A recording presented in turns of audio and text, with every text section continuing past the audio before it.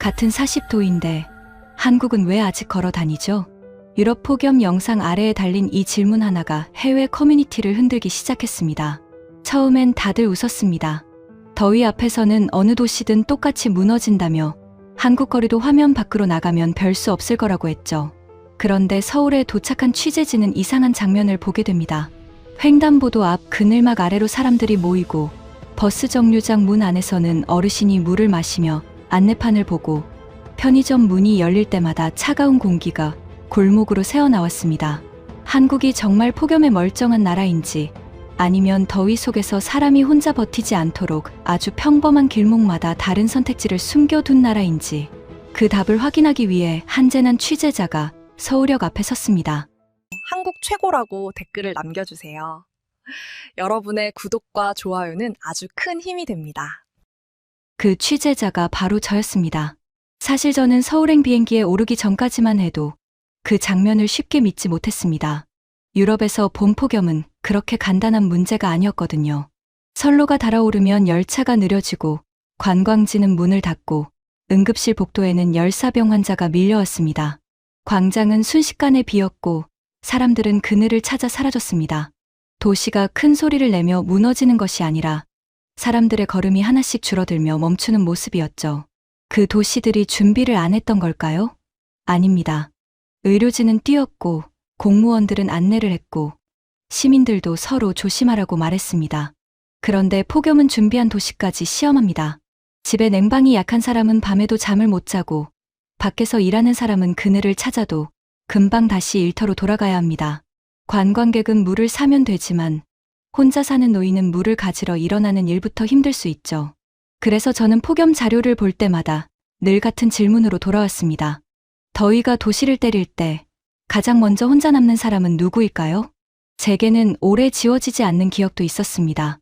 몇 해 전 다른 폭염 현장에서 혼자 살던 노인의 사망 소식을 기사로 쓴 적이 있어요. 그날 저는 그 일을 길게 쓰지 못했습니다. 전체 사망자 수를 정리하는 문장 안에 숫자 하나처럼 넣고 지나갔죠. 마감은 촉박했고 현장은 바빴고 저도 그때는 그것이 재난 기사라고 생각했습니다. 그런데 시간이 지나자 그 한 줄 뒤에 닫힌 문이 자꾸 떠올랐습니다. 아무도 받지 못한 전화, 뜨거운 방, 조용한 오후 말입니다. 그 기억 때문에 저는 도시의 폭염 대책을 볼 때 시설 사진만 믿지 않게 됐습니다. 멋진 그늘막 사진 한 장, 깨끗한 쉼터 안내판 한 장, 잘 정리된 발표, 자료 한 장은 얼마든지 만들 수 있습니다. 하지만 진짜 질문은 그 다음이었습니다. 그 안내를 못 본 사람은 어떻게 합니까? 전화를 받지 못한 사람은요? 집 밖으로 나올 힘이 없는 사람은 누가 확인합니까? 폭염에서 가장 위험한 장면은 카메라 앞에 잡히지 않는 경우가 많았습니다. 그래서 저는 서울이라는 이름을 보자마자 박수를 치기보다 먼저 그 빈칸을 찾고 싶었습니다. 제가 확인하고 싶었던 것도 바로 그 부분이었죠. 서울의 거리가 조금 더 시원한가? 그런 질문만으로는 부족했습니다. 정말 중요한 것은 더위가 몰려왔을 때 사람이 어디로 움직이는지, 움직이지 못하는 사람에게는 누가 먼저 다가가는지였습니다. 폭염 대응이라는 말이 행정문서 안에서만 끝난다면 그것은 또 하나의 잘 정리된 보고서일 뿐이니까요. 그래서 국제폭염대응회의 첫 장에 서울이라는 이름이 떴을 때 저는 박수를 치지 못했습니다. 오히려 더 따지고 싶어졌습니다. 정말 이 도시는 다를까요? 그늘막 하나가 사람을 살립니까? 편의점 문 하나가 도시의 차이를 만듭니까? 만약 서울이 정말 다르다면 시설이 멋져서가 아니라 그 시설까지 사람이 갈 수 있고 갈 수 없는 사람을 그냥 두지 않는 방식 때문이어야 했습니다. 비행기 안에서 저는 노트 첫 장에 이렇게 적었습니다. 한국은 정말 폭염을 이긴 나라일까? 아니면 더위 속에서 사람이 혼자 남는 시간을 줄이려고 도시를 바꾼 나라일까? 이 둘은 완전히 다른 질문이었습니다. 첫 번째는 기후의 이야기지만 두 번째는 사람과 길과 제도의 이야기니까요. 저는 그 차이를 직접 보려 했습니다. 서울에 도착한 날, 하늘은 맑았습니다. 하지만 반가운 맑음은 아니었어요. 햇빛이 바닥을 바로 누르는 느낌이었습니다. 정오가 조금 지난 서울역 앞에서 저는 열화상 카메라와 작은 스톱워치를 꺼냈습니다. 통역자가 조심스럽게 물었어요. 정말 그늘 밖에 서보실 건가요? 저는 고개를 끄덕였습니다. 보고서가 말하는 도시 구조를 보려면 먼저 제가 길 위에서 얼마나 버티는지 알아야 했거든요. 저는 일부러 그늘막에서 몇 걸음 떨어진 보도블록 위에 섰습니다. 처음 1분은 괜찮았습니다. 기자라는 직업 때문에 이 정도는 견딜 수 있다고 생각했죠. 그런데 3분이 지나자 손바닥이 먼저 반응했습니다. 카메라 손잡이가 따뜻한 정도를 넘어 뜨겁게 느껴졌어요. 5분쯤 지나자 셔츠가 등에 붙었습니다. 그냥 땀이 났다는 말로는 부족했습니다. 천이 피부에 달라붙어 움직일 때마다 등에 얇은 막이 생기는 것 같았죠. 차도 쪽에서 밀려오는 바람은 이미 한번 데워진 공기 같았습니다. 보도블록에서 올라오는 열기는 발바닥을 타고 천천히 올라왔고요. 저는 카메라 앞에서 인정할 수밖에 없었습니다. 한국도 덥습니다. 여기에 마법 같은 시원함은 없습니다. 서울의 여름도 사람을 지치게 합니다. 제가 유럽에서 봤던 더위와 다르게 착한 더위가 아니었어요. 그런데 이상한 것은 온도가 아니라 사람들의 움직임이었습니다. 사람들은 햇볕 아래 오래 버티려고 하지 않았어요. 신호가 바뀌기 전까지 횡단보도 앞 그늘막 아래로 자연스럽게 모였습니다. 신호가 길어질 것 같으면 조금 뒤로 물러나 건물 그림자에 섰고요. 캐리어를 끌던 여행객은 지하철 입구 옆에서 물을 마셨습니다. 학생들은 햇빛을 피해 기둥 옆으로 붙었고 어르신 한 분은 손수건으로 목덜미를 닦으며 그늘 쪽 의자에 잠깐 앉았습니다. 그때 제 휴대전화가 울렸습니다. 통역자의 휴대전화도 거의 동시에 울렸고 주변 사람들도 화면을 내려다봤어요. 폭염 관련 재난 문자였습니다. 야외 활동을 줄이고 물을 자주 마시고 취약한 이웃을 살피라는 내용이었죠. 재난 문자는 어느 나라에도 있을 수 있습니다. 중요한 건 그 문자가 거리의 행동과 이어지느냐 아니겠습니까?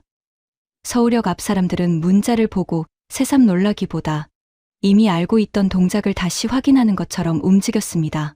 길 한쪽에서는 쿨린 포그가 아주 가볍게 뿜어지고 있었습니다. 그것이 거리를 시원한 방처럼 바꿔주지는 않았어요. 물 한 개 몇 줄기가 폭염을 해결할 수는 없잖아요. 다만 그 앞을 지나는 사람들의 걸음이 아주 잠깐 느려졌습니다. 아이 하나가 손을 뻗어 물 한 개를 만졌고 보호자는 곧장 그늘 쪽으로 다시 걸었습니다. 작은 장면이었지만 제 눈에는 단서로 보였어요. 이 도시는 더위와 정면으로 오래 싸우게 하기보다 사람이 잠깐 숨을 돌릴 틈을 여러 군데에 놓아둔 것 같았습니다. 그 틈은 아주 짧았습니다. 그늘막 아래에 선다고 몸이 완전히 회복되는 것은 아니고 물 한 개 앞을 지난다고 체온이 단번에 내려가는 것도 아니죠. 그런데 폭염 속 사람에게 필요한 것이 늘 거대한 대피소일까요? 때로는 30초라도 햇빛을 피하는 일, 한 모금이라도 물을 마시는 일, 어디로 가야 할지 안내를 보는 일이 먼저입니다. 저는 그 작은 시간이 모이면 사람을 길 위에 오래 붙잡아 두지 않는 힘이 될 수 있다고 느꼈습니다. 10분이 지나자 저도 물을 마시고 싶어졌습니다. 말이 짧아지고 눈을 뜨는 것도 조금 힘들어졌어요. 그때 지나가던 중년 여성이 저와 통역자를 보더니 손으로 그늘막 쪽을 가리켰습니다. 거기 서 있으면 너무 더워요. 저쪽으로 가세요. 아주 짧은 말이었습니다.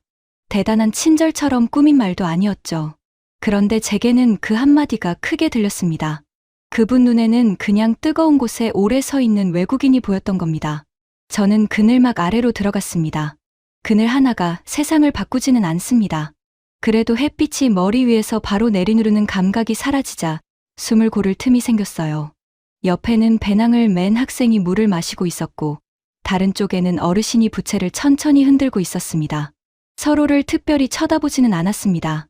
다만 같은 작은 지붕 아래 잠깐 모여 있었죠. 물론 모든 길이 이렇게 되어 있는 것은 아닐 겁니다. 서울의 모든 횡단보도에 그늘막이 있는 것도 아니고 모든 거리에 물 한 개가 나오는 것도 아니겠죠. 저는 그래서 노트에 조심스럽게 적었습니다. 한국에도 더 위험한 동네와 더 취약한 시간이 분명히 있다. 하지만 서울역 앞 15분 동안 본 것만은 분명했어요. 이 도시는 적어도 사람에게 그냥 버티라고만 말하지 않았습니다. 스톱워치가 15분을 넘겼을 때 저는 처음 적은 질문을 지웠습니다. 한국은 폭염에도 멀쩡한가? 그 문장은 틀렸습니다. 한국은 멀쩡한 것이 아니었어요. 더웠고 사람들은 지쳤고 저 역시 먼저 무너질 뻔했습니다. 대신 세 문장을 적었습니다. 서울은 시원한 도시가 아니라 사람이 햇볕 아래 오래 남지 않도록 계속 움직이게 하는 도시처럼 보인다. 그때 제 뒤로 한 버스가 천천히 지나갔습니다. 정류장 쪽 사람들은 고개를 들어 안내판을 보았고 몇몇은 다시 그늘로 물러났습니다. 누군가는 물병을 열었고 누군가는 손수건을 모게 됐어요. 저는 그 장면을 보고 다음 검증 장소를 정했습니다. 길을 걷는 사람보다 더 위험한 사람은 어쩌면 길 위에 멈춰 서야 하는 사람일 수 있겠다고요. 그 문장을 쓰고 나니 오래전 숫자 한 줄로 지나쳤던 그 노인이 다시 떠올랐습니다. 그 사람에게도 이런 길이 있었더라면 어땠을까요? 가까운 그늘, 물 한 병, 전화를 다시 거는 사람, 그리고 뜨거운 곳에 오래 있지 말라고 말해주는 누군가가 있었다면 말입니다. 저는 아직 답을 다 본 것이 아니었습니다. 겨우 첫 단서를 본 것뿐이었죠. 폭염 속에서 가장 위험한 순간은 멀리 걷는 시간이 아닐 때가 많습니다. 아무것도 하지 못하고 기다리는 몇 분일 수 있어요. 버스가 오지 않는 시간, 신호가 바뀌지 않는 시간, 의자가 없어서 계속 서 있어야 하는 시간 말입니다. 그렇다면 이 도시는 길 위에서 가장 위험한 기다림을 어떻게 다루고 있을까요? 저는 그 답을 확인하려고 일부러 버스 정류장으로 걸어갔습니다. 통역자는 가까운 지하철로 이동하면 편하다고 했지만 저는 고개를 저었어요. 폭염 취재에서 사람을 위험하게 만드는 것은 늘 큰 사건만이 아닙니다. 곧 오겠지. 금방 끝나겠지. 물은 버스 탄 뒤에 마시면 되겠지. 그런 생각으로 버티는 몇 분이 몸을 천천히 밀어붙이죠. 정류장 안내판을 올려다보자 제가 타려던 버스 옆에 7분 지연이라는 표시가 떴습니다. 7분. 평소라면 짧은 시간입니다. 하지만 폭염 속 길 위에서 7분은 전혀 다른 시간이 돼요. 햇볕을 피할 곳이 없고 앉을 곳이 없고 물을 사러 자리를 비웠다가 버스를 놓칠까봐 움직이지 못한다면 그 7분은 꽤 잔인합니다. 저는 혼잣말처럼 말했습니다. 폭염 속 7분은 짧지 않습니다. 처음에는 정류장 바깥쪽에 서 보았습니다. 버스 차선에서 올라오는 열기가 다리 쪽으로 먼저 왔고 뒤쪽 건물 유리에서 반사된 빛이 얼굴을 찔렀어요. 도로 위 공기는 흔들렸습니다. 셔츠 안쪽은 다시 젖기 시작했고 카메라 끈이 닿은 어깨가 더 뜨거워졌죠. 저는 안내판 숫자를 보며 생각했습니다. 이런 시간에 몸이 약한 사람은 어디로 가야 할까요? 그때 통역자가 손짓했습니다. 안으로 들어가시죠. 저는 처음엔 무슨 뜻인지 잘 이해하지 못했습니다. 정류장 안으로 들어간다는 말이 이상하게 들렸거든요. 제가 알고 있던 버스 정류장은 지붕 하나, 긴 의자 하나, 바람이 불면 그대로 맞는 곳이었습니다. 기다리는 사람은 그냥 견디는 것이었죠. 그런데 제 앞에 있던 정류장은 조금 달랐습니다. 유리문이 있었고 손잡이 옆에는 안내 표시가 붙어 있었어요. 문을 밀고 들어가는 순간 바깥 공기와 다른 바람이 얼굴에 닿았습니다. 실내처럼 완벽하게 시원한 공간은 아니었습니다. 그래도 밖에서 달궈진 몸이 한번 멈출 수 있을 만큼의 냉방은 분명히 있었습니다. 저는 순간 카메라를 내렸습니다. 정말 예상하지 못했거든요. 안쪽에는 몇 사람이 앉아 있었고 작은 의자들이 벽을 따라 놓여 있었습니다. 유리벽 너머로 버스가 지나갔고 안내판에는 도착 시간이 다시 표시됐어요. 옆에는 현재 온도와 공기 상태를 알려주는 화면도 있었습니다. 사람들은 그 숫자를 한번 확인하고 다시 물병을 열거나 휴대전화를 받습니다. 저는 통역자에게 물었습니다. 여기가 버스 정류장 맞습니까? 통역자는 웃으며 말했어요. 네, 일부 지역에 이런 냉방 정류장이 있어요. 모든 정류장이 다 이런 건 아니고요. 그 말이 오히려 더 현실적으로 들렸습니다. 모든 곳이 그렇다고 하면 저는 믿지 않았을 겁니다. 어떤 나라에도 모든 길을 똑같이 안전하게 만드는 일은 쉽지 않으니까요. 하지만 일부 정류장에라도 이런 공간을 만들었다는 사실이 크게 다가왔습니다. 그렇다면 이 시설은 누구를 위해 가장 필요한 걸까요? 젊고 건강한 사람은 7분을 버틸 수도 있습니다.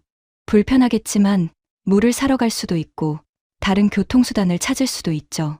하지만 다리가 불편한 어르신, 병원에 다녀오는 사람, 장바구니를 든 사람에게는 그 몇 분이 훨씬 길어집니다. 저는 그 차이를 정류장 안 의자에서 보았습니다. 의자가 있다는 것은 그냥 앉을 수 있다는 뜻이 아니었습니다. 더위 앞에서 몸의 속도를 늦출 권리가 있다는 뜻처럼 보였어요. 제 맞은편에는 어르신 한 분이 앉아 계셨습니다. 작은 장바구니를 발밑에 두고 생수병을 천천히 들고 계셨어요. 안내판을 올려다보고는 통역자에게 버스 시간이 맞는지 물었습니다.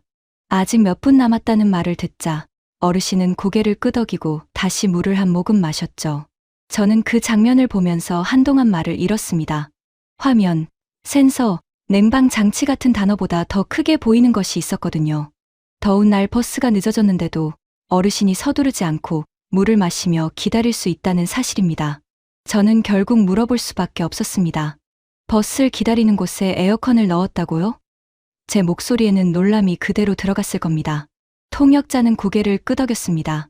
밖을 보니 도로 위에는 여전히 더운 바람이 지나가고 있었습니다. 문 하나만 열고 나가도 몸은 다시 여름 한가운데로 돌아갔죠. 한국이 더위를 없앤 것은 아니었습니다. 하지만 여기서는 기다림을 사람의 인내심에만 맡기지 않았습니다. 제가 과거에 본 여러 폭염 현장에서도 사람들은 먼 거리를 걸어서만 지친 것이 아니었습니다. 움직일 수 없어서 지쳤습니다. 버스가 오지 않아 서 있었고, 병원 차례가 오지 않아 밖에서 기다렸고, 누군가를 기다리다 물을 마실 기회를 놓쳤어요. 그래서 정류장의 작은 의자와 냉방 바람이 제게는 기술 자랑처럼 보이지 않았습니다. 도시가 길 위에 몇 분까지 재난의 일부로 보기 시작했다는 표시처럼 보였죠. 버스가 도착하자 사람들은 천천히 일어났습니다. 어르신은 장바구니를 들고 안내판을 한 번 더 확인하고 문 밖으로 나갔습니다. 밖의 열기는 바로 얼굴에 닿았습니다. 그런데 그분의 걸음은 급하게 흔들리지 않았어요. 7분을 땡볕에서 통째로 버틴 사람이 아니라 잠깐 몸을 세운 뒤 다시 움직이는 사람의 걸음이었습니다. 물론 저는 노트에 한 줄을 더 적었습니다. 모든 정류장이 이런 것은 아니다. 이 문장은 꼭 필요했습니다. 한국을 과장하고 싶지 않았으니까요. 그래도 다음 문장도 적었습니다. 일부라도 이런 정류장이 있다는 것은 기다림을 개인의 체력으로만 남겨두지 않으려는 도시의 태도다. 저는 그 차이를 분명히 느꼈습니다. 하지만 질문은 바로 이어졌습니다. 냉방 정류장은 일부 지역의 특별한 장치일 수 있습니다. 그렇다면 정류장을 벗어난 골목에서는 어떨까요? 사람들은 더위 속에서 어디로 몸을 피할까요? 제가 그 답을 찾기 위해 걸어간 곳은 거창한 공공시설이 아니었습니다. 한국 어디서나 볼 수 있는 작은 편의점이었습니다. 골목 입구의 편의점 문은 계속 열리고 닫혔습니다. 문이 열릴 때마다 차가운 공기가 아주 짧게 밖으로 새어나왔어요. 배달기사가 헬멧을 벗고 들어와 생수를 집었습니다. 공사 현장 노동자는 얼음컵을 고르고 학생은 아이스크림을 들고 계산대 앞에 섰습니다. 어르신 한 분은 계산대 옆에서 잠시 에어컨 바람을 맞으며 손수건으로 이마를 닦았습니다. 누구도 그 장면을 특별하게 여기지 않았습니다. 그래서 오히려 더 눈에 들어왔어요. 저는 점원에게 물었습니다. 이렇게 잠깐 들어와 쉬는 사람이 많습니까? 점원은 대단한 일도 아니라는 듯 말했습니다. 이 날씨엔 잠깐 들어왔다 가야죠. 그 말에는 친절을 과시하는 느낌이 없었습니다. 그냥 여름에는 당연한 일이라는 말투였어요. 그런데 외국 취재자인 제게는 그 당연함이 이상하게 크게 들렸습니다. 폭염 속에서 가장 가까운 문이 열려 있고 그 안에 물과 얼음과 찬 공기가 있다는 것. 그것은 보고서 숫자로만 보면 놓치기 쉬운 생활의 안전망이었습니다. 편의점을 나오자 몇 걸음 뒤에 약국이 있었습니다. 약국 문 앞에는 더위에 어지러우면 무리하지 말라는 안내가 붙어 있었고 안쪽에서는 선풍기가 돌아가고 있었어요. 조금 더 걸으니 카페가 있었고 그 옆으로 지하철 입구가 이어졌습니다. 편의점, 약국, 카페, 지하 입구. 각각은 돈을 쓰는 공간이거나 이동시설일 뿐입니다. 그런데 폭염 속에서는 한 장면으로 이어졌습니다. 물을 사고 잠깐 앉고 약을 묻고 계단 아래로 내려가 더위를 피하는 생활 동선 말입니다. 저는 이 촘촘함에 놀라면서도 곧바로 반박을 적었습니다. 편의점은 무료 쉼터가 아닙니다. 카페도 돈을 써야 편히 앉을 수 있는 공간이죠. 모든 사람이 매번 돈을 쓰며 몸을 피할 수는 없습니다. 그래서 이 장면을 한국의 완벽한 답처럼 쓰면 안 된다고 생각했습니다. 하지만 동시에 사실 하나는 부정할 수 없었습니다. 길 위에서 갑자기 몸이 지칠 때 아주 가까운 곳에 물과 얼음과 냉방이 있는 문이 반복해서 나타난다는 사실입니다. 그래서 저는 편의점 장면을 칭찬으로만 보지 않았습니다. 한 개까지 같이 적었습니다. 돈이 없으면 어떡하죠? 편의점이 없는 골목은요? 밤늦게 문이 닫힌 곳은요? 이런 질문을 빼면 이야기가 너무 쉬워집니다. 하지만 질문을 넣어도 장면의 의미가 사라지지는 않았습니다. 폭염 속 가장 가까운 피난처가 반드시 완벽한 공공시설일 필요는 없다는 것. 그리고 공공시설과 생활공간이 서로 이어질 때 사람은 조금 더 빨리 숨을 돌릴 수 있다는 것이 보였으니까요. 그날 저는 배달기사의 등을 오래 보았습니다. 그는 편의점 안에서 물을 마시고 손목에 찬 물을 조금 묻힌 뒤 다시 밖으로 나갔습니다. 밖은 여전히 뜨거웠고 오토바이 좌석도 달아올라 있었겠죠. 그가 안전해졌다고 말할 수는 없습니다. 하지만 적어도 그는 몇 분 동안 몸을 다시 세울 수 있었습니다. 공사 노동자도 얼음컵을 들고 그늘 쪽으로 걸었습니다. 학생은 아이스크림을 먹으며 지하철 입구로 내려갔고요. 작고 평범한 동작들이었습니다. 그런데 폭염 속에서는 그런 동작이 하루를 버티게 합니다. 약국에서는 또 다른 장면을 보았습니다. 어르신 한 분이 들어와 어지러운 것 같아서요 하고 말하자 약사는 먼저 앉으시라고 했습니다. 약을 팔기 전에 물을 조금 드시라고 했고 너무 더운 시간에는 천천히 움직이라고 말했어요. 이것도 큰 제도는 아닙니다. 하지만 도시의 생활 공간들이 폭염 속에서 서로 비슷한 말을 하고 있다는 것이 중요했습니다. 오래 서 있지 마세요. 물 드세요. 잠깐 들어왔다 가세요. 이런 말들이 길 위에서 반복되고 있었죠. 저는 처음에 특별한 비밀을 찾고 있었습니다. 한국 거리가 왜 폭염에도 움직이는지, 어디에 숨은 기술이 있는지 알고 싶었어요.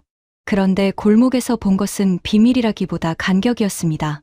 그늘막에서 정류장까지, 정류장에서 편의점까지, 편의점에서 약국과 카페까지, 그리고 다시 지하철 입구까지의 간격. 더위가 사람을 완전히 밀어붙이기 전에 몸을 세울 곳이 나타나는 간격 말입니다. 간격이 좁다는 것은 무엇을 바꿀까요? 사람은 너무 멀리 있는 도움을 도움으로 느끼지 못합니다. 아무리 좋은 쉼터가 있어도 지금 내 몸이 그곳까지 갈 수 없으면 그림 속 시설이 되고 말죠. 반대로 완벽하지 않은 공간이라도 가까이 있으면 선택지가 됩니다. 저는 그날 한국의 골목에서 이 차이를 보았습니다. 대단한 장면은 아니었지만 폭염 속에서는 대단하지 않은 장면들이 오히려 사람을 살짝 붙잡아 줍니다. 하지만 여기서도 질문은 남았습니다. 문을 열고 들어갈 수 있는 사람은 좋습니다. 물을 살 수 있는 사람, 몇 걸음 더 걸을 수 있는 사람, 계단을 내려갈 힘이 있는 사람은 이 촘촘한 생활권에 도움을 받을 수 있겠죠. 그런데 폭염이 정말 잔인해지는 순간은 그 힘이 사라질 때 아닐까요? 더위에 이미 기운이 빠져서 가까운 편의점까지도 멀게 느껴지는 사람은 어떻게 할까요? 저는 지하철 입구 앞에서 멈춰 섰습니다.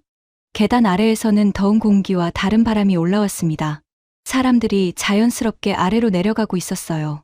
그때 제 머릿속에는 새로운 질문이 생겼습니다. 길 위에 작은 피난처를 계속 작동하게 하는 힘은 어디에서 올까요? 에어컨 하나가 켜지는 뒤에는 어떤 기반이 숨어 있을까요?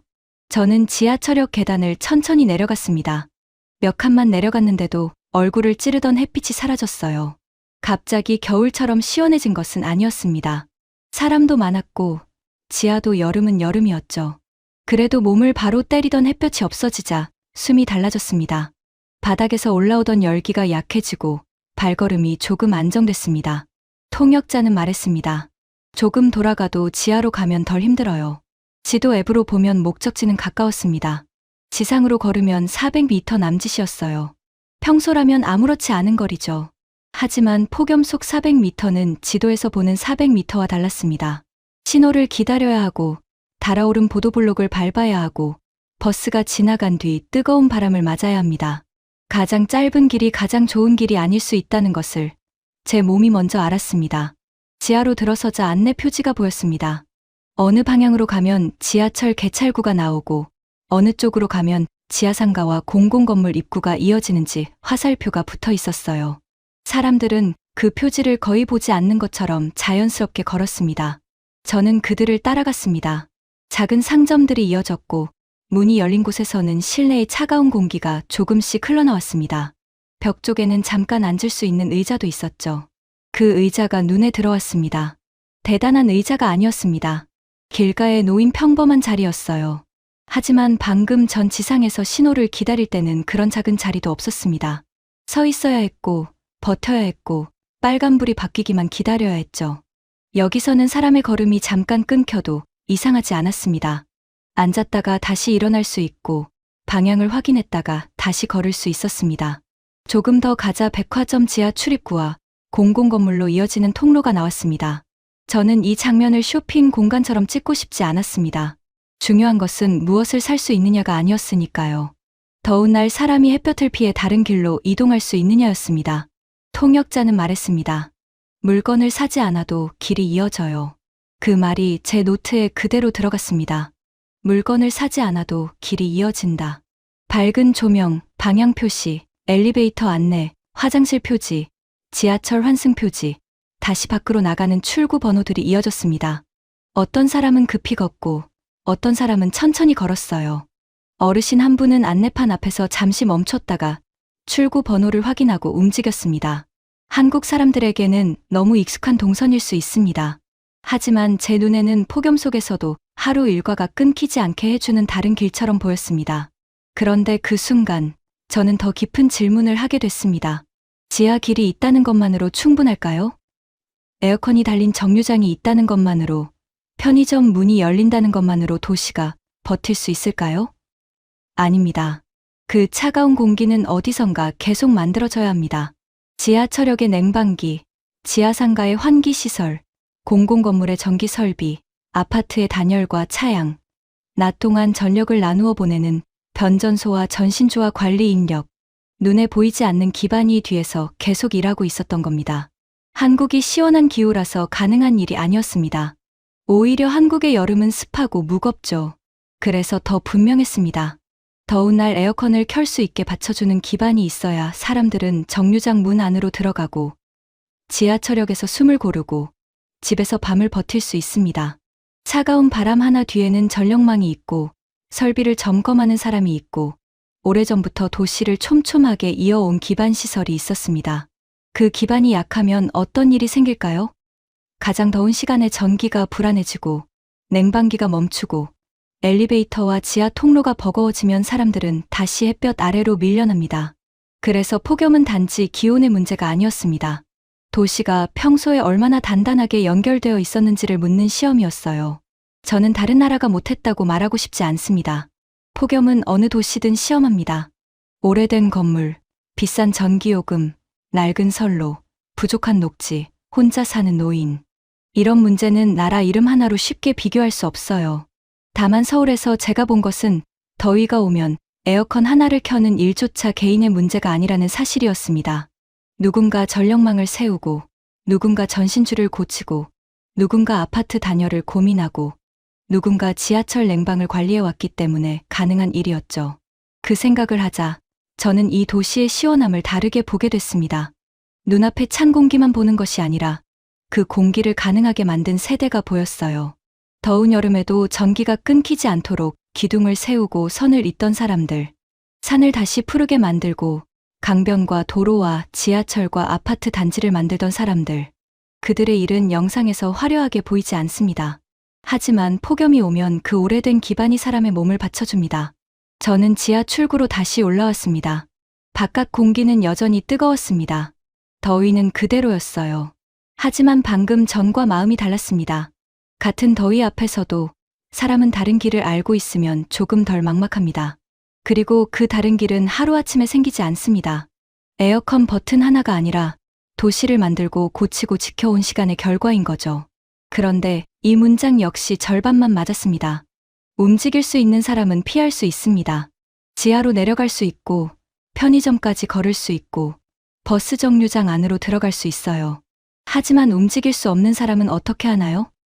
더운 방 안에서 누워있는 사람, 계단을 내려갈 힘이 없는 사람, 쉼터가 있다는 안내문을 봐도 그 문까지 갈 기운이 없는 사람은 어디에 있을까요? 그 질문을 안고 우리는 동네 복지관으로 향했습니다.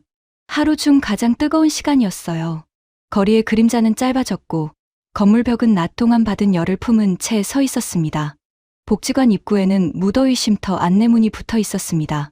저는 그 안내문 앞에서 오래 멈췄습니다. 무더위 쉼터. 말 그대로 더위를 피하는 곳이었죠.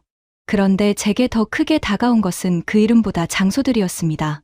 안내문에는 경로당, 주민센터, 복지관, 도서관, 은행, 마을회관 같은 이름들이 적혀 있었습니다. 특별한 대형 재난시설만 있는 것이 아니었습니다. 동네 사람들이 원래 알고 있던 문, 평소에도 지나가던 건물, 길을 묻지 않아도 대충 위치를 아는 생활 공간들이 여름에는 쉼터가 된다는 설명이었어요. 그 이름들은 화려하지 않았습니다. 그래서 더 현실적으로 느껴졌습니다. 폭염이 닥쳤을 때 아주 먼 곳에 큰 시설로 가라고 하면 이미 지친 사람에게는 그 말이 도움이 되지 않을 수 있습니다. 택시를 타야 하고 길을 찾아야 하고 처음 가는 문 앞에서 망설여야 하니까요. 하지만 평소에 민원 보러 가던 주민센터, 책을 빌리던 도서관, 오래 앉아 있던 경로당, 일을 보러 들렀던 은행이 여름에는 쉬는 문이 된다면 이야기가 조금 달라집니다. 익숙한 문은 사람의 마음을 덜 무섭게 하니까요. 복지관 안으로 들어가자 바깥과 다른 공기가 느껴졌습니다. 입구 한쪽에는 물이 준비되어 있었고 벽에는 폭염 행동 요령과 가까운 쉼터 안내가 붙어 있었습니다. 어르신 몇 분은 의자에 앉아 물을 마시고 계셨고 어떤 분은 손수건으로 이마를 닦으며 직원과 짧게 인사를 나눴어요. 텔레비전 소리가 작게 들렸고 선풍기와 냉방기 소리가 낮게 깔려 있었습니다. 저는 복지관 직원에게 물었습니다. 쉼터는 누구나 올 수 있습니까? 직원은 고개를 끄덕였습니다. 가까운 곳으로 오시면 돼요. 동네마다 안내가 나가고요. 저는 다시 물었습니다. 사람들이 잘 찾아옵니까? 직원은 잠시 생각하더니 말했어요. 오시는 분들은 오세요. 그런데 더 걱정되는 분들은 따로 있죠. 그 말에 제 귀가 멈췄습니다. 제가 묻고 싶었던 질문이 바로 그곳에 있었기 때문입니다. 저는 조심스럽게 말했습니다. 여기까지 올 수 있는 분들은 괜찮습니다. 못 오는 분들은요? 직원의 표정이 조금 달라졌습니다. 놀란 표정은 아니었습니다. 이미 매일 생각하고 있는 질문을 제가 뒤늦게 꺼낸 것처럼 보였어요. 직원은 책상 위에 놓인 명단을 가리켰습니다. 종이에는 이름과 연락처, 확인 표시가 줄지어 있었습니다. 독거 어르신 안부 확인 전화라고 했습니다. 폭염이 심한 날에는 전화로 상태를 묻고 필요한 경우 방문 확인을 이어간다고 했어요. 저는 그 명단을 가까이 찍으려다가 멈췄습니다. 개인정보 때문이기도 했지만 그보다 갑자기 그 종이가 단순한 행정 문서로 보이지 않았기 때문입니다. 직원은 전화기를 들었습니다. 목소리는 밝고 차분했어요. 어르신, 오늘 많이 더우시죠? 물은 드셨어요? 선풍기 틀고 계세요? 전화 너머의 대답을 들으며 직원은 고개를 끄덕였습니다. 네, 너무 더우시면 쉼터 오셔도 돼요. 무리해서 밖에 오래 계시면 안 돼요. 그리고 이름 옆에 작은 표시를 했습니다. 다음 번호도 이어졌습니다. 또 다른 어르신에게 안부를 묻고 냉방은 되는지 확인했습니다. 옆에서는 봉사자가 수첩을 펴고 메모를 하고 있었어요. 누구에게 다시 전화해야 하는지, 누가 쉼터로 오기로 했는지, 누가 요즘 몸이 좋지 않은지 작은 글씨로 적혀 있었습니다. 저는 그 낡은 수첩의 다른 모서리를 오래 보게 됐습니다. 시설보다 이름이 보이기 시작했거든요. 그때 직원의 손이 한 번호 앞에서 멈췄습니다. 처음에는 작은 정적이었습니다. 전화 연결음이 몇 번 울렸고 아무도 받지 않았습니다. 방 안의 텔레비전 소리와 냉방기 소리는 그대로였지만 제 귀에는 연결음만 크게 들렸어요. 직원은 전화를 끊고 명단을 내려다봤습니다. 그리고 바로 다시 걸었습니다. 두 번째 전화였습니다. 이번에도 연결음이 이어졌습니다. 한 번, 두 번, 세 번.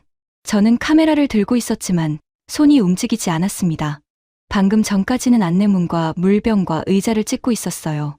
그런데 받지 않는 번호 앞에서는 모든 것이 뒤로 물러났죠. 화면으로 담아야 할 장면인지 아니면 내려놓아야 할 순간인지 판단하기 어려웠습니다. 두 번째 전화도 연결되지 않았어요. 직원의 표정이 굳었습니다. 크게 놀라지는 않았죠. 다만 눈빛이 명단 위에 조금 오래 머물렀어요. 봉사자는 수첩을 더 가까이 당겼습니다. 지난 통화 날짜와 메모를 확인했고 다른 연락처가 있는지 페이지를 넘겼죠. 저는 그 순간 카메라를 내렸습니다. 오래전 제가 숫자 한 줄로 처리했던 그 기사 기억이 다시 제 앞에 놓였어요. 이번에도 시작은 숫자처럼 보였습니다. 명단의 한 줄, 받지 않는 번호 하나, 체크 표시가 비어있는 칸 하나. 하지만 이 작은 방에서는 그 한 줄이 그냥 넘어가지 않았죠. 직원은 명단을 다시 확인했고 봉사자는 수첩에서 다른 연락처를 찾았고 누군가는 낮은 목소리로 물었습니다. 최근에 통화된 게 언제였죠? 저는 카메라를 가슴 아래로 내린 채 물었습니다. 전화를 받지 않으면 그 다음엔 어떻게 합니까? 직원은 제 질문에 바로 긴 설명을 하지 않았습니다. 대신 전화기를 내려놓고 명단의 한 줄을 손가락으로 짚었습니다. 그 손가락이 잠깐 멈춰 있었어요. 받지 않는 전화는 단순한 부재중 전화일 수도 있습니다. 잠깐 화장실에 갔을 수도 있고 전화기가 다른 방에 있을 수도 있죠. 하지만 폭염 속에서는 아주 조심스럽게 확인해야 할 가능성이 하나 더 생깁니다. 몸이 너무 지쳐서 일어나지 못하는 경우입니다. 직원은 옆에 봉사자에게 낮게 말했습니다. 관리실에 먼저 확인해 볼게요. 봉사자는 수첩을 펼친 채 고개를 끄덕였습니다. 누구도 크게 당황하지 않았습니다. 하지만 아무도 느긋하지도 않았어요. 그 차분함이 이상하게 더 믿음직했습니다. 재난 현장에서 저는 두 가지를 자주 봤습니다. 너무 늦게 놀라거나 너무 빨리 괜찮다고 말하는 것. 이 방의 사람들은 그 사이에서 움직이고 있었습니다. 관리실에 전화를 걸었습니다. 말투는 정중했지만 짧았습니다. 오늘 어르신 보신 분 계실까요? 혹시 오전에 나오셨는지 확인 가능할까요? 몇 마디 대답이 오갔고 직원은 다시 메모했습니다. 확실한 답은 아니었습니다. 관리실에서도 오늘은 얼굴을 못 봤다고 했습니다. 어제 우편함 쪽에서 본 것 같다는 말만 돌아왔어요. 다음 사람은 동네 통장이었습니다. 저는 그 단어를 통역을 통해 다시 들었어요. 이 지역을 오래 알고 집집마다 사정을 조금씩 아는 사람. 행정의 끝부분이자 동네의 시작 부분에 있는 사람처럼 느껴졌습니다. 전화기 너머로 짧은 대화가 이어졌습니다. 오늘 전화가 안 되세요. 저희가 지금 확인하러 가려고요. 통장은 잠시 뒤 현관 앞에서 만나겠다고 했습니다. 저는 그제야 카메라를 다시 들었습니다.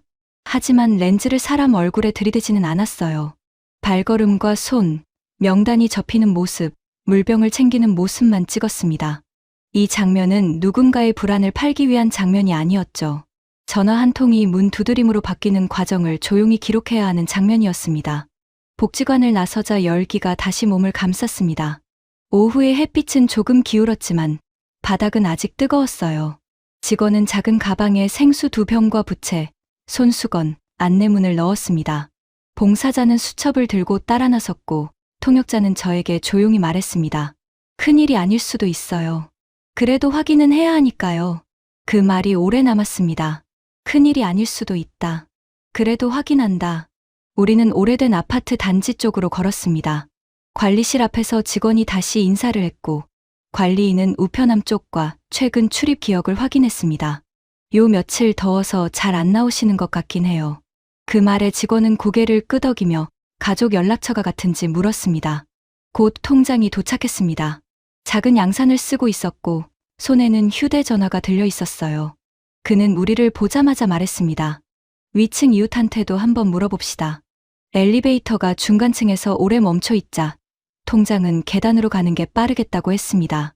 우리는 좁은 계단을 올라갔어요. 계단 참의 작은 창문은 조금 열려 있었지만 바람은 거의 들어오지 않았습니다. 벽은 낮 동안 받은 열을 아직 품고 있었죠. 저는 그 좁은 공간에서 오래전 폭염 기사 속 한 줄을 다시 떠올렸습니다. 그때 저는 문 앞까지 와본 적이 없었어요. 그냥 숫자로 받았고 숫자로 썼습니다. 이번에는 문 앞에 서 있었습니다. 직원은 먼저 옆집 초인종을 눌렀습니다. 잠시 뒤 문이 조금 열리고 이웃 한 분이 얼굴을 내밀었어요. 그는 걱정스러운 표정으로 말했습니다. 요즘 더워서 잘 안 나오시긴 해요. 어제 저녁엔 텔레비전 소리 들은 것 같았는데. 관리실의 말, 통장의 기억, 이웃의 텔레비전 소리.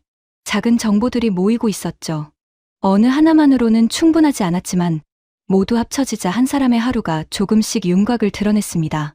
그리고 우리는 그 문 앞에 서게 됐습니다. 직원은 초인종을 눌렀습니다. 아무 소리도 들리지 않았어요.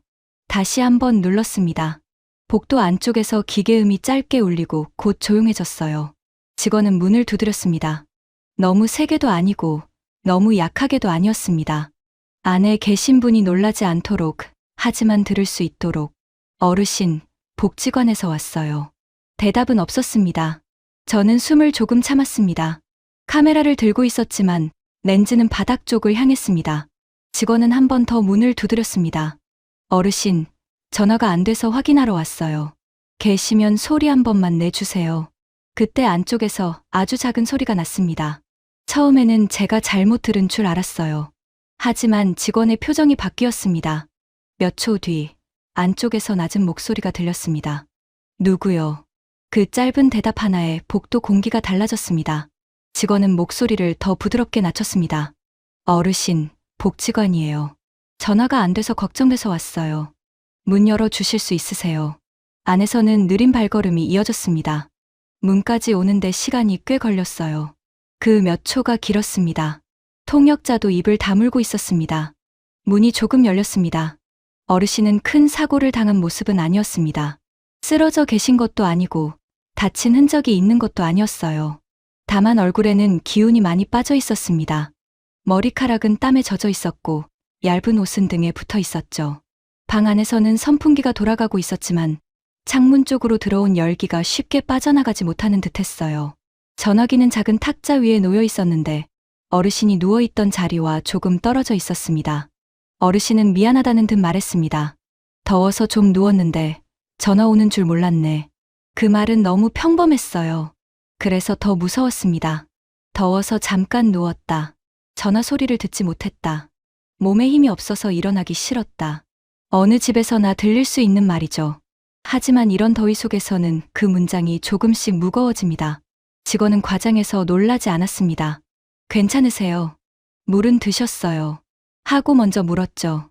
봉사자가 생수병을 열어 건넸고 통장은 현관문이 너무 닫히지 않도록 손으로 살짝 받치고 있었습니다. 이웃은 자기 집에서 작은 부채를 가져왔어요. 누군가는 부채질을 했고 누군가는 창문 쪽을 확인했습니다. 방 안 사정을 캐묻지 않으면서도 지금 필요한 것들을 하나씩 챙겼습니다.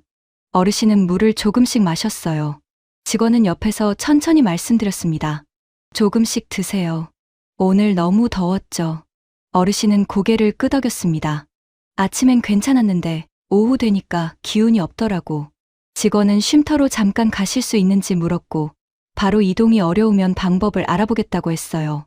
모든 말이 작았고 모든 움직임이 실용적이었습니다. 그 순간에도 누구도 영웅처럼 말하지 않았습니다. 제가 구했습니다. 그런 말은 없었어요. 큰일 날 뻔했다고 겁을 주지도 않았죠. 그들은 그냥 물을 건네고 부채질을 하고 상태를 확인하고 쉼터로 모실 방법을 찾았습니다. 저는 그 장면 앞에서 말이 줄었어요. 오전에는 그늘막과 냉방 정류장과 편의점을 찍었습니다. 하지만 이 좁은 복도에서 본 한국의 진짜 냉방은 차가운 바람만이 아니었죠. 문을 두드리는 손이었습니다. 어르신은 조금 민망해하며 웃었습니다. 나 때문에 여러 사람이 왔네. 직원은 아주 담담하게 말했습니다. 이 날씨엔 확인해야죠. 그 한마디가 마음에 박혔습니다. 확인해야죠. 그것은 친절한 말이기도 했고 제도적인 말이기도 했습니다. 누군가의 착한 마음에만 맡기지 않으려는 말처럼 들렸어요. 명단이 있었고 연락 순서가 있었고 무더위 쉼터가 있었고 전화가 안 될 때 다음 확인으로 넘어가는 과정이 있었습니다. 그때 복지관 직원이 조용히 말했습니다. 우리도 처음부터 잘한 건 아니에요. 저는 고개를 들었습니다. 직원은 어르신이 물을 마시는 것을 확인한 뒤 말을 이었습니다. 큰 폭염들을 겪고 나서 배웠죠. 더위는 자연재해지만 혼자 남는 건 사회가 막아야 한다고요. 그 말은 한국을 완벽하게 보이게 하는 말이 아니었습니다. 오히려 반대였어요. 처음부터 잘한 것이 아니라는 고백이었습니다. 직원은 1994년의 더위와 2018년의 폭염을 짧게 말했습니다. 그 뒤로 폭염을 불편이 아니라 재난으로 보는 흐름이 강해졌다고 했어요. 다 겪고 나서 바뀐 거예요. 저는 그 말을 들으며 낮 동안 본 것들을 다시 떠올렸습니다. 서울역 앞 그늘막과 물 한 개, 일부 냉방 정류장, 편의점 얼음컵과 약국과 지하철 입구, 햇볕 아래 400m를 피하게 해준 지하의 길 말입니다. 그 뒤에는 전력을 밀어주는 변전소와 전신주, 시설을 관리해 온 사람들이 있었습니다. 마지막에는 쉼터까지 오지 못한 사람을 찾아온 이 좁은 복도가 있었죠. 이 모든 것이 하루아침에 생겼을까요? 그렇지 않았습니다.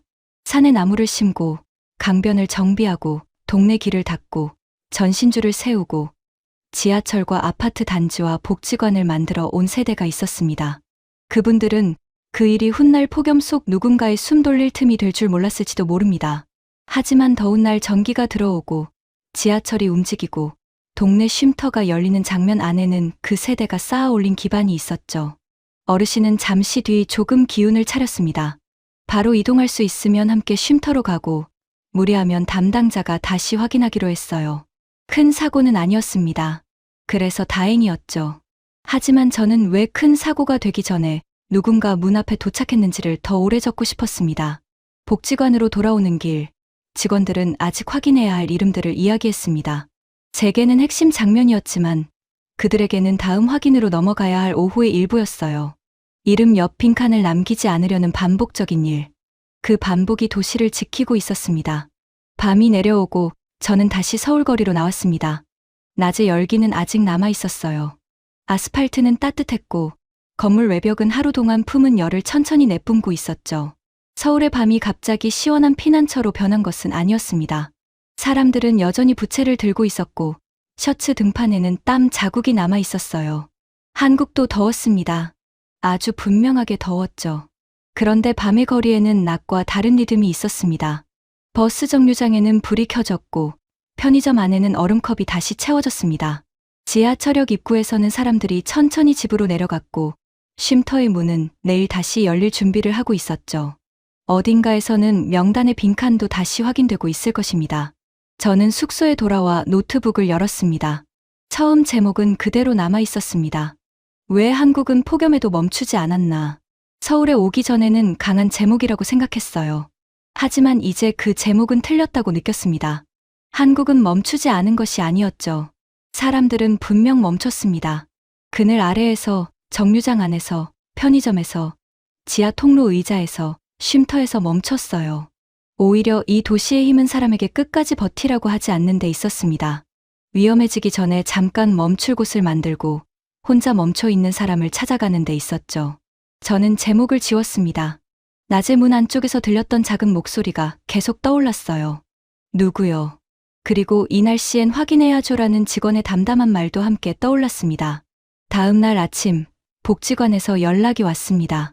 어르신은 밤사이 큰 문제 없이 지냈고 직원과 다시 통화했다고 했습니다.